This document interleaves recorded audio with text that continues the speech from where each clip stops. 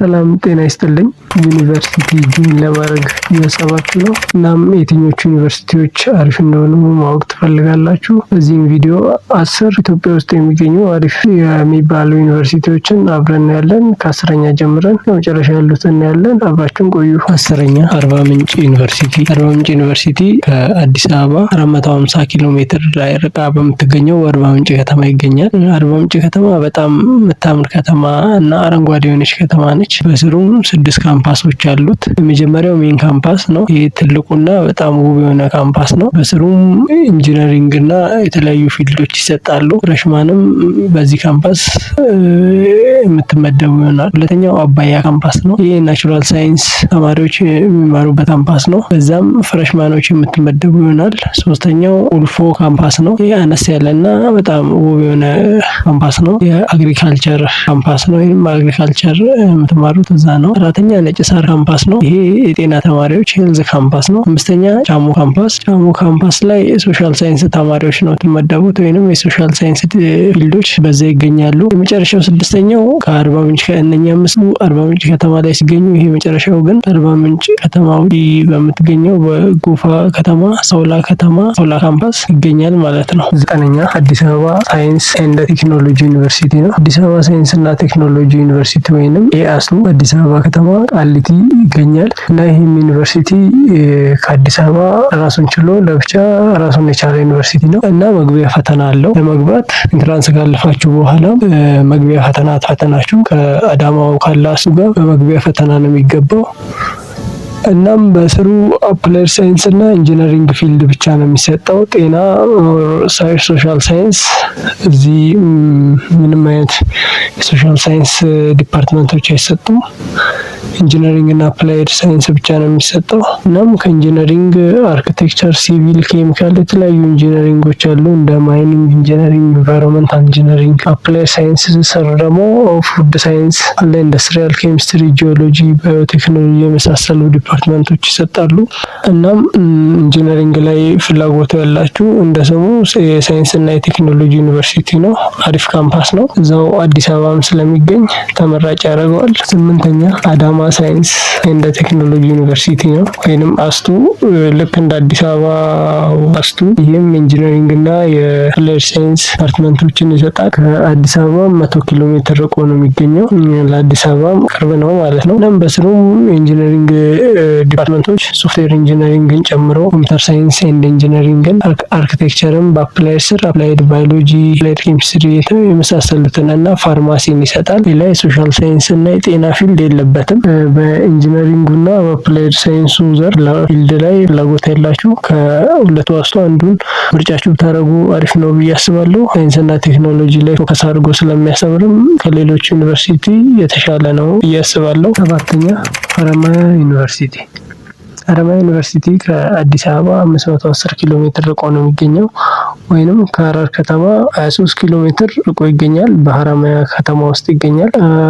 በስሩም 3 ካምፓሶችን ይዟል። የመጀመሪያው ሜን ካምፓስ ነው። ይህ ካምፓስ በጣም ትልቁና በጣም ውብ የሆነው ካምፓስ ነው። እዛው ሜን ካምፓስ ስርም የተለያዩ ካምፓሶች አሉ። እንደ ቴክኖ ካምፓስ፣ ስቴሽን ተብሎ የሚጠሩ የተለያዩ ካምፓሶች አሉ። ሌላኛው ደግሞ ሄልዝ ካምፓስ የሚባለው በሀረር ከተማ የሚገኘው ነው። ከሀረማያ ራቅ ብሎ ከዋናው ግቢ ርቆ የሚገኘው ይሄ ሄልዝ ካምፓስ ነው። የጤና ተማሪዎች የሚማሩበት ነው። ሀረማያ በጣም ትልቅና ትልቅ ዩኒቨርሲቲ ነው። በዛም የሶሻል ሳይንስም ሆነ የናቹራል ሳይንስ የተለያዩ ፊልዶች ይገኛሉ። ፈርስት ጄኔሬሽን እንደመሆኑ መጠን ብዙ አይነት ፊልዶች ታገኛላችሁ። 6ኛ ሀዋሳ ዩኒቨርሲቲ። ሀዋሳ ዩኒቨርሲቲ ከአዲስ አበባ 278 ኪሎ ሜትር ርቆ ይገኛል በሀዋሳ ከተማ። ሀዋሳ ከተማ በጣም ትልቅና በጣም የምታምር ከተማ ነች። ዩኒቨርሲቲውም እንደዛው ትልቅና በጣም ውብ የሆነ ዩኒቨርሲቲ ነው። ከአብዛኞቹ ዩኒቨርሲቲ አንጻር በውበቱ ትልቅ አሪፍና ውብ የሆነ ዩኒቨርሲቲ ነው።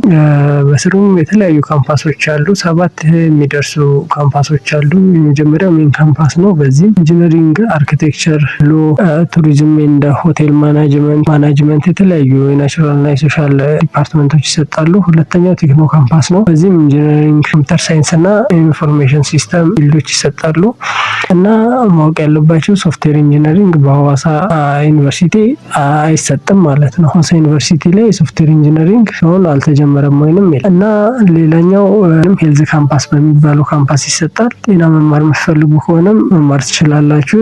ሌላኛው ወንዶ ገነት አግሪ ካምፓስ፣ ዋዳ ካምፓስ፣ ታዬ ካምፓስ የመሳሰሉ ካምፓሶች አሉት እና ሐዋሳ ዩኒቨርሲቲ ፈርስት ጄኔሬሽን እንደሆኑ የሶሻልና ናቹራል ሳይንስ ፊልዶችን በስፋት ይሰጣል። አምስተኛ መቀሌ ዩኒቨርሲቲ ከአዲስ አበባ 780 ኪሎ ሜትር ርቆ ነው የሚገኘው። በትግራይ ክልል በመቀሌ ከተማ ውስጥ ይገኛል። በስሩም የተለያዩ ካምፓሶች አሉ። 5 ካምፓሶች አሉ።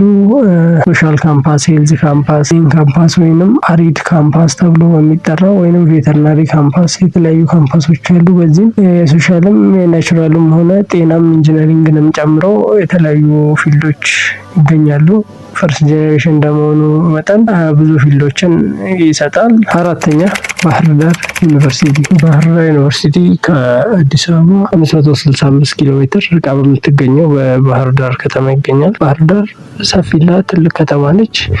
የአማራ ክልል ዋና ከተማ እንደመሆኑ በጣም የምታምርና ሰፊ ከተማ ነች እና ባህር ዳር ዩኒቨርሲቲ በስሩ የተለያዩ ካምፓሶች አሉ። ፖሊ ካምፓስ፣ ፔዳ ካምፓስ፣ ጊዮን ካምፓስ፣ ፈለገ ሕይወት ካምፓስ እና ዘንዘላማ ካምፓስ የመሳሰሉ ካምፓሶች አሉ።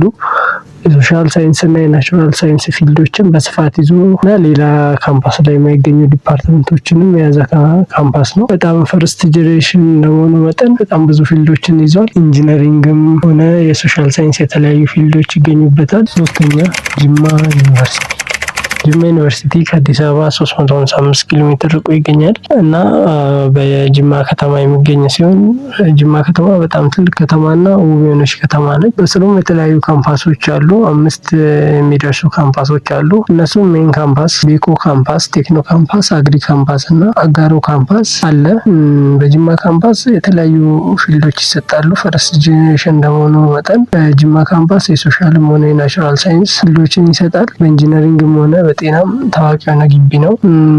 ሁለተኛ ዩኒቨርሲቲ ኦፍ ጎንደር ወይም ጎንደር ዩኒቨርሲቲ ከአዲስ አበባ 656 ኪሎ ሜትር ርቆ ይገኛል። በስሩም 5 ካምፓሶች አሉት። ማራኪ ካምፓስ፣ አጼ ፋሲል ካምፓስ፣ አጼ ቴዎድሮስ ካምፓስ፣ መለስ ዜናዊ ካምፓስ ወይም ኮሌጅ ኦፍ ሜዲሲን ኤንድ ሄልዝ ሳይንስ ካምፓስ የመሳሰሉት ካምፓሶች አሉ። ጎንደር ዩኒቨርሲቲ በጤና ወይም በሜዲሲን በጣም ታዋቂ የሆነ ዩኒቨርሲቲ ነው።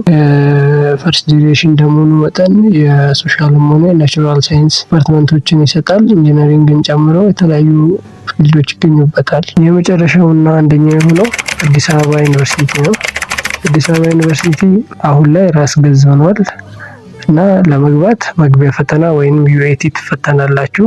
ኢንትራንስ ኤግዛማችሁ ግዴታ እንደበፊቱ ከ500 በላይ ምናምን መሆን የለበትም። ካለፋችሁ ዩኤቲ ተፈተናችሁ መግባት ትችላላችሁ። ያው በክፍያ ነው የሚሆነው ማለት ነው። ወይንም ገቨርንመንት ስፖንሰር ከፈልጋችሁ አሪፍ ውጤት ማስመዝገብ ይኖርባችኋል። ዲፓርትመንትም ለማግኘት አሪፍ ጂፒ ማምጣት ይጠበቅባችኋል ማለት ነው። በመጨረሻም ከነኚህ 10 ዩኒቨርሲቲዎች ወደሚቀርባችሁ ወይንም በአካባቢያችሁ ላይ የሚገኙ ዩኒቨርሲቲ ሞልታችሁ ብትገቡ አሪፍ ነው። ሁሉም በሚባል ደረጃ ፈርስት ጄኔሬሽን ዩኒቨርሲቲዎች ናቸው። እናም በእነኚህ ዩኒቨርሲቲዎች ብትማሩ ተመርቃችሁ ስትወጡ አሪፍ ስራ ለማግኘት ይጠቅማቸዋል። ቪዲዮውን እስከዚህ ድረስ ያያችሁ ላይክ እና ሰብስክራይብ አድርጉ። እና ላይክ አድርጉ። እና መጨረሻም አመሰግናለሁ።